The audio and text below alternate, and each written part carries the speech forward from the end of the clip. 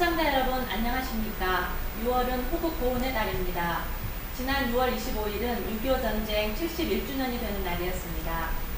광주광역시는 6.25 전쟁 제71주년을 맞아 지난 25일 빛고을 시민문화관에서 참전 용사들의 희생과 헌신을 기리고 한반도 평화의 소중함과 안보의식을 고취하기 위한 기념 행사를 개최한 바 있습니다. 특히 이날 기념식에서는 1952년 10월 강원도 철의 삼각지대 공화지구 전투에서 발군의 무공으로 1953년 9월 서훈 결정됐던 광주 출신 전쟁 유공자 고 김일령 중위에 대한 금성 충무 무공훈장을 이용섭 시장이 68년 만에 유족인 장남 김균수 씨에게 전수했습니다. 안녕하십니까? 안녕하십니까? 반갑습니다. 어려운 가운데 두 분을 모시게 돼 반갑습니다. 네, 반갑습니다. 먼저 간략하게 두 분 소개 부탁드리겠습니다. 광주중앙교회를 심호하고 있는 김균수 장로입니다. 반갑습니다. 저는 강주중앙교회를 다니고 있는 김미숙 권사입니다. 반갑습니다. 네, 이렇게 두 분을 모시고 오늘 말씀 나눠보도록 하겠습니다. 먼저 장로님께 여쭤볼게요. 네. 6.25 전쟁 제71주년 기념 행사에서 68년 만에 부친이신 고 김일령 중위에 대한 금성 충무 무공훈장을 전수했는데요. 장로님께서 부친을 대신에 훈장을 수여받으셨잖아요. 네. 소감 좀 말씀해 주시죠. 전혀 생각지도 못했던 이게 충무 무공훈장이 이렇게 68년 만에 이렇게 전달이 되어서 너무나 명예스럽고 감사하고 자손으로서 후손으로서 정말로 뿌듯한 그런 마음을 가지고 있습니다. 전혀 생각지도 못했던 부분인데 이렇게 육군본부에서 준비하고 또 광주광역시에서 이렇게 전달해줘서 너무나 감사한 마음을 가지고 있습니다. 앞으로 이제 국가 유공자의 후예로서 참 부끄럽지 않게 살아갈 수 있도록 그렇게 다짐하면서 기쁜 마음으로 받았습니다. 고맙습니다. 축하드립니다. 제가 얘기 들어보니까요. 선친께서 복무했던 격렬한 전투 현장이 장로님께서 복무했던 장소와는 불과 10km 떨어진 장소였다고 하더라고요. 네. 이번 육군본부 조사를 통해서 알려졌는데 정말 그렇게 가까웠나요? 네, 제가 철원에서 군대 생활을 했는데요.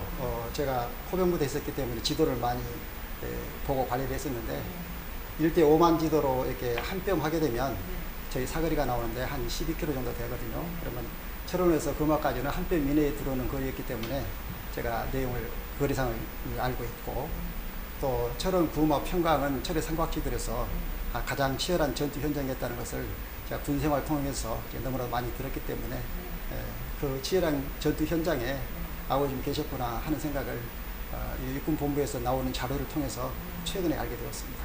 감회가 굉장히 새로우셨을 것 네, 같아요. 그렇습니다.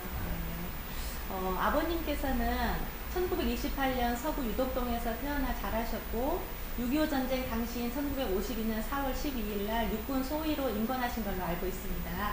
아버님에 대해서 좀 간략하게 설명 좀 해주시죠. 네, 저희 본적은 원래 이제 치평동입니다. 지금 현재 광주광역시가 있는 치평동 132번지인데 일제시대 때 군 비행장을 만든다 해가지고 전부 다 철거하는 바람에 저희들이 이제 옆에 있는 유독동으로 옮겨와서 거기서 생활을 하셨죠.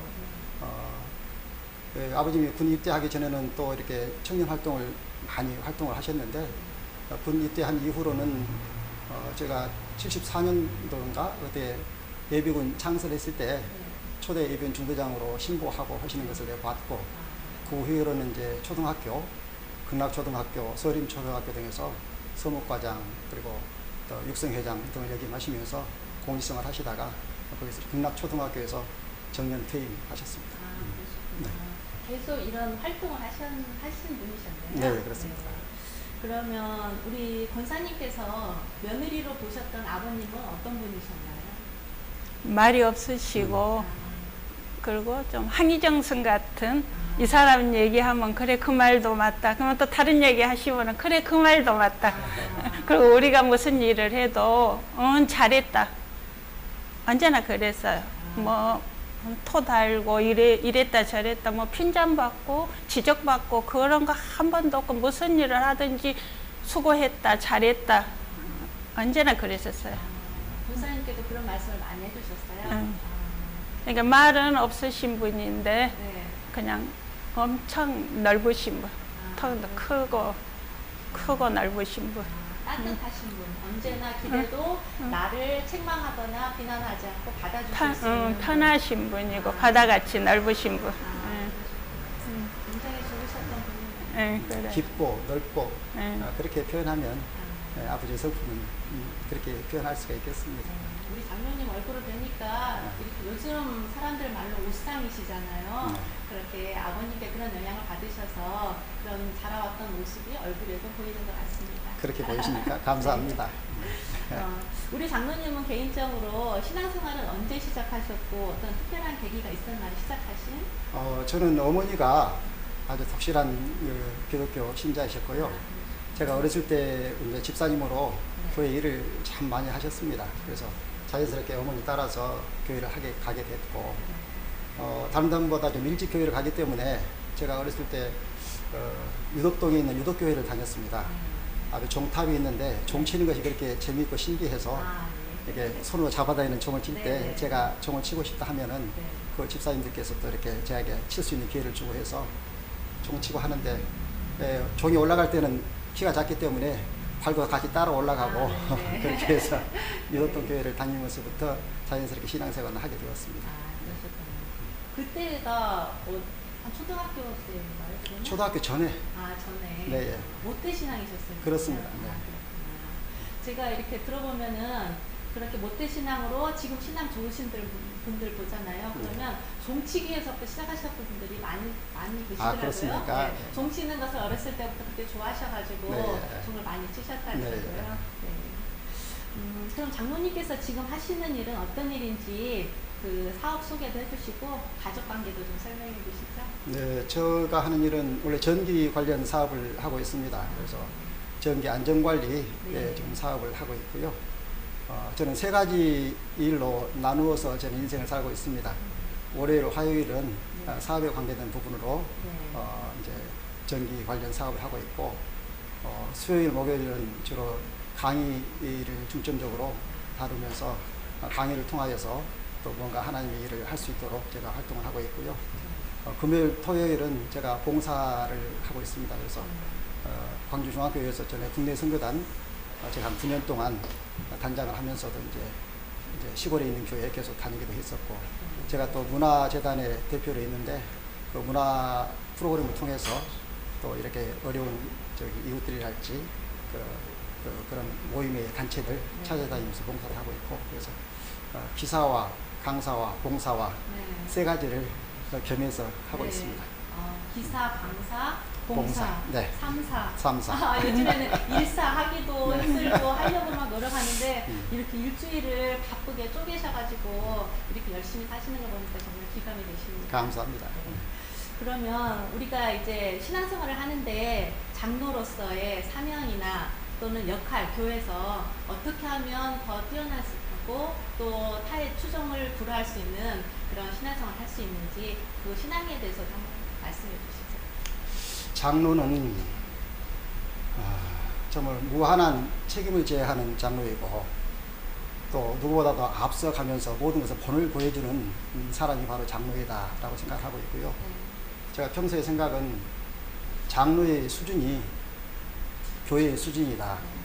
절대로 교회의 수준은 장로의 수준을 넘어설 수 없다라는 생각으로 본이 되는 장로가 되기 위해서 굉장히 노력을 많이 하고 있습니다.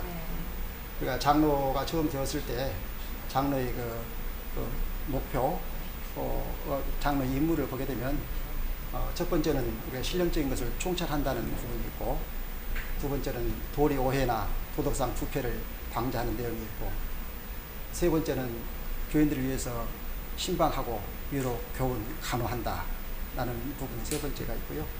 네 번째는 교인들을 위해서 기도하고, 또 다섯 번째는 문제가 있는 어려운 교인들을 목사님께 보고서 신방할 수 있도록 하는 그런 장로의 임무를 제가 늘 잊지 않고 새벽에 나가면 기도할 때마다 제가 책임면서 하고 있던 부분이고요. 제가 늘 모든 성도들은 장로의 등을 보고 자란다, 저는 그런 신념을 가지고 있습니다. 그래서 행동거지 하나하나가 바로 우리 교회의 수준을 나타내는 그런 부분이고, 또 나의 행동으로 인해서 우리 교인들이 늘 나를 지켜보고 있다 하는 그런 마음으로 생활을 하고 있습니다. 그리고 덧붙여서 말씀드리게 되면 장로는 삶으로 가르치는 사람이 장로다. 저는 그렇게 생각합니다. 목사님들은 말씀으로 가르치고 그러지 않습니까? 장로는 삶의 모습으로 가르치는 것이기 때문에 본이 되어야 하고 절대로 목사님과 협력하고 협력하는 관계가 되어야지 장로가 목사님의 기도 제목이 되어서는 안 된다. 이런 신념을 가지고 지금까지 생활하고 있습니다. 네, 목사님께도 큰 힘이 되고 성도들에게 본이 되시는 모습이 정말 저도 본받아야 되겠다 이런 생각을 합니다. 저희 신앙생활에서요. 광주 중앙교회를 섬기시는데 광주 중앙교회에 대해서 좀 설명 좀 해주시죠. 네, 광주 중앙교회는 합동 측 광주 중앙교회인데요. 1917년 3월 1월 30날 설립이 되어 있습니다. 광주에 북문안 교회가 있었는데 북문 박교회로 처음 나오시면서 초대 목사님으로 최홍종 목사님, 광주에서 유명하신 목사님이시죠. 최홍종 목사님이 초대 담임으로 계셨고 초대하고 1대, 3대를 두 번에 걸쳐서 담임을 하셨어요. 그래서 광주의 모교회다, 어머니 교회다 이런 얘기를 많이 하면서 신앙을 선도해왔던 그런 부분들인데 12대 때 전규호 목사님께서 또 이렇게 개혁적 교단을 창설하셨고 또 2005년에 또 합동하고 다시 통폐합을 했던 대한민국의 한개 교계를 이끌었던 그런 교회이고 13대 변한규 목사님께서 25년간 또 심호하시면서 또 굳건한 반석위에 광주중앙교회를 세워놓으셨고 14대 담임으로 최기훈 목사님 2005년도에 2004년도에 오셔서 지금까지 심호하시면서 교회 평안하게 잘 지내고 있습니다. 물론 아시다시피 2010년도에 교회가 약간의 아픔이 있었습니다만은 이제는 상처가 다 치유가 되고 회복이 되어서 다 기쁜 마음으로 활기찬 모습으로 교회 생활을 하고 있습니다. 감사합니다. 장로님께서는 또 교회 생활뿐만 아니라 지도자 홀리클럽이나 나라사랑 기도포럼 또 국가 조창기도회 이런 광주 교계에서 활발한 활동을 하고 계시잖아요. 광주 전남 지역 교계 목회자들과 성도들에게 믿음의 선배로서 이런 활동을 많이 하시면서 또 한 말씀 해주시면 좋겠습니다. 믿음의 선배라는 말씀은 이제 합당하지가 않고요. 신앙인들은 오로지 우리가 빛이 되고 소금이 되어라 이런 말씀을 많이 듣고 그러지 않습니까? 소금은 뿌려져야 소금의 맛을 낼 수가 있는 것이고 녹아져야 소금의 역할을 할 수 있는 것이다. 저는 그렇게 생각을 하고 있습니다. 빛도 역시 촛불과 같이 자기 몸을 태워야 밝음을 낼 수가 있고 또 여러 사람들에게 광명을 줄 수가 있는 것이듯이 소금도 뿌려져야 내가 죽어지고 없어지고 뿌려져야 맛을 낼 수가 있는 것이다. 이렇게 생각을 하고 활동을 하기 시작했는데요. 대부분 교회들을 보게 되면 내부적으로만 뭉치는 그런 부분들이 굉장히 많이 있는 것을 저는 안타깝게 생각했습니다. 물론 사회에서 바깥에서 참 정제되지 않는 그런 소금과 같은 사람들이 신앙을 통해서 교회 내에서 정제되고 다듬어지고 해서 정말로 좋은 소금으로 만들어지는 과정이라고 저는 생각을 하고 있는데요. 그 소금이 계속 소금기름만 묻혀 있으면 덩어리가 되어서 결과적으로 사용할 수 없는 소금 덩어리가 되어버린다. 뿌려져서 하나님께서 원하시는 곳, 사역하는 곳, 현장에서 직접적으로 몸으로 뛰면서 그것을 뿌려져서 했을 때 내가 녹아졌을 때 하나님께서 원하시는 그런 또 이렇게 말씀의 증거가 평만할 수 있는 그런 환경을 만들 수 있지 않겠느냐 그런 생각에서 활동을 좀 하면서 하다 보니까 또 오지랖 높게 이런 일 저런 일을 하게 되었고요. 연합회 활동 외에도 제가 관심 있는 분야가 저는 가정사역이었습니다. 그래서 아버지 학교하고 또 특별한 사역으로는 실업인들 그러니까 CEO들에게 복음을 증거하는 CBMC라는 그런 사역이 있습니다. 그래서 거기에서 뭐 지부장 또 지회장 또 여러 가지 전국 강사 이렇게 활동하면서 가정을 세우는 그런 아버지 학교 사역과 또 비즈니스 세계에 하나님의 나라를 전파하는 CBM 사역도 같이 겸해서 하고 있고요. 또 제가 또 어려운 이웃을 제가 살펴보는 데 관심이 좀 있어서 광주 교도소 제가 교정위원이고 또 교육분과 위원장으로 있는데요. 교도소 내에 참 그 수용자들을 어떻게 하면 정사긴으로 이렇게 환원시켜서 사회에 내보낼 것인가 이런 부분을 같이 논의하고 그 교육 프로그램에 직접 참여해서 강의도 하고 그런 노력도 하고 있습니다. 그러시구나.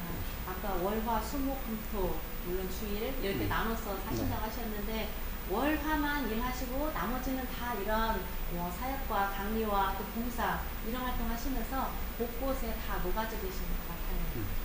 소금의 역할을 충분히 잘 하시는 것 같아서 노력하고 있습니다. 네, 너무나 기쁘고 저도 본받은 사람이 되어야겠다는 생각이 드는데 감사합니다. 네, 감사합니다.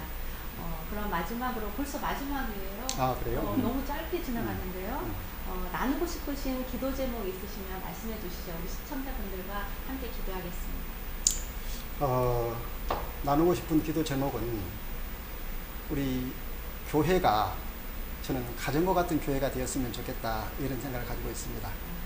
그래서 목사님과 장로님들이 특히 요즘 사회적으로 많이 어려운 교회들을 제가 목격하면서 목사님과 장로님들이 부모와 같은 그런 교회, 목사님이 아버지라 하게 되면 장로님들은 어머니와 같이 서로 이렇게 부모와 같은 그런 역할을 나누어 가면서 합력해 가면서 교인들이 정말 편안함을 느낄 수 있도록 따뜻함을 느낄 수 있도록 그렇게 이끌어 줄 수 있는 그런 교회 환경이 되었으면 좋겠다 이런 생각을 가지고 있습니다. 그래서 가정과 같은 교회가 우리 이 시대에 꼭 필요하다. 가정과 같은 그런 결속력이 있어야 어떤 어려움도 이겨낼 수 있다. 제가 나름대로 가정에 어려움도 있었습니다. 어려움도 있었는데 가장 제가 바라고 살아왔던 것은 아버지와 어머니가 어떻게든지 더 화목하고 참 포근하고 따뜻한 그런 모습만 보게 되면 자녀들은 어떤 상황에서라도 환경에서라도 이겨낼 수 있고 참 극복해낼 수 있고 또 성공으로 나아갈 수 있는 그런 힘은 자연히 길러준다라고 생각하는데 아무리 내가 가지고 있는 능력이 100이 있다 하더라도 부모님들의 어떤 불협화음이나 어떤 어려움을 보게 되면 나름대로 자존감도 낮아지고 자기 능력도 제대로 발휘할 수 없는 환경이 되겠다 이런 생각이 들었고요. 그래서 제가 그런 환경을 보면서 한 두어 개 교회가 굉장히 좀 눈에 들어왔어요. 그래서 첫 번째 교회는 이렇게 교회를 말씀드려도 되나요? 예, 우리 여기 교단협의회 회장으로 계시는 강희우 목사님, 그 순복음교회, 순복음 만백성교회죠. 네. 그분이 우리가 나라사랑 기도 포럼 엊그제도 저희가 사무총장을 하면서 이 어려운 시기에 기도 포럼을 아침 7시에 하는데 금요일 날 해도 되겠느냐라고 했으니까 그래도 장로님들의 의견을 들어보셔야겠다라고 말씀하시더라고요. 왜냐하면 장로님들이 이제 기아성의 회장님도 되셨고 교단협의회 이제 회장님도 되셨고 이미 큰 공인이 되셨는데 혹시나 또 문제 하나라도 생기게 되면 또 이렇게 교계에 누가 된다라는 생각에서 장로님들이 많이 우려를 하셨다라고 그래요. 하지만 기도하는 모임인데 나라를 위해 기도하는 모임인데 우리가 승낙 안 했어야 되겠냐라고 해서 승낙을 해주셨고 일찍 나오셔서 모든 의방 세팅까지 불도 다 켜서 준비도 해주시고 또 권사님들 다 바깥에 나가서 끝까지 안내할 수 있도록 이렇게 배려도 해주시고 이런 모습을 보면서 너무나도 훌륭하신 목사님, 너무나도 참 가정의 부모와 같은 따뜻한 마음을 가진 목사님이라는 생각에 대해서 소개를 한번 드리고 있고요. 제가 또 같은 우리 노회에 한 교회가 있는 송정리에 있는 어떤 노교회인데요. 그는 목사님과 장로님들이 정말 친구와 같이 하는 모습을 봤어요. 제가 노회에 이렇게 소속하면서 노회원으로 활동하니까 새로 들어오는 자기 장로님들을 우리 장로님 좀 잘 좀 부탁합니다. 잘 좀 노회에서 협력할 수 있도록 해주십시오. 라고 목사님이 장로를 부탁하고 또 장로들은 모일 때마다 목사님 자랑하고 이런 모습을 보면서 참 이상적인 교회다라는 생각을 제가 많이 해봤습니다. 그래서 우리 모든 교회가 목사님과 장로님들이 서로를 이렇게 아끼고 사랑하고 세워주고 화합하는 그런 모습으로 생활하게 되면 아무리 코로나19 어떤 상황에서도 교회가 든든히 설 수가 있고 발전하지 않겠느냐 그런 생각이 들어서 그런 말씀 드렸습니다. 이게 가장 큰 기도 제목이시군요. 네, 그렇습니다. 감사합니다. 우리 권사님은 어떤 기도 제목 있으신지 궁금합니다. 그냥 활동을 많이 하고 있으니까 네. 그거에 따른 건강, 맞아요. 건강만 잘 지키면서 이게 활동하는 건 괜찮은데 네. 너무 무리하지 않게 우선 몸이 따라줘야 모든 활동도 할 수 있잖아요. 네, 네. 그래서 건강을 먼저 챙기면서 이제 활동도 좀 적당히 네. 했으면. 권사님께서는 권사로서 또 교회 성도들에게 교회에 어떤 모습을 보이면 좋겠는가 좀 신앙에 대해서 한 말씀 부탁드리겠습니다.